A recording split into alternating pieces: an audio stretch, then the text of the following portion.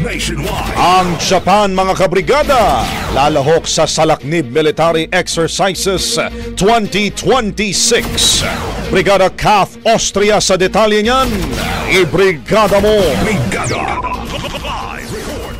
Mula sa pagiging observer ngayong taon, aktibong makikilahok ang Japan Ground Self-Defense Force sa Salaknib exercise sa susunod na taon.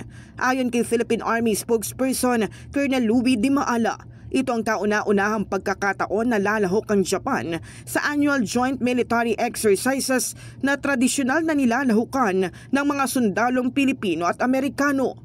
Itinakda ring magiging epektibo sa September 11 ang Reciprocal Access Agreement sa pagitan ng Pilipinas at Japan. From being observers in the 2025 iteration of Exercise Salaknib, the Japan Ground Self-Defense Force and the Australian Army will actively take part in the 2026 iteration of Salaknib.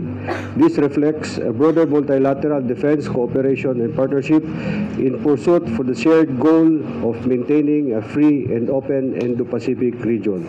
Ayon pa kay Di Maala, magiging malawak ang sakop ng pagsasanay na isasagawa sa Salaknib 2026, kabilang na ang mga larangan ng personnel, sustainment, intelligence, land component command, gayon din ang partisipasyon ng Joint Pacific Multinational Center Philippines. Inaasahang lalo nitong palalakasin ang interoperability ng dalawang militar at pagtitiyak ng kahandaan sa pagtugon sa mga bagong hamon sa seguridad. Bagamat wala pang final numbers kung ilang tropa mula sa Japan ang darating, sinabi ng Army na kabilang din ang Australia sa mga bansang aktibong makikilahok sa Salaknib 2026.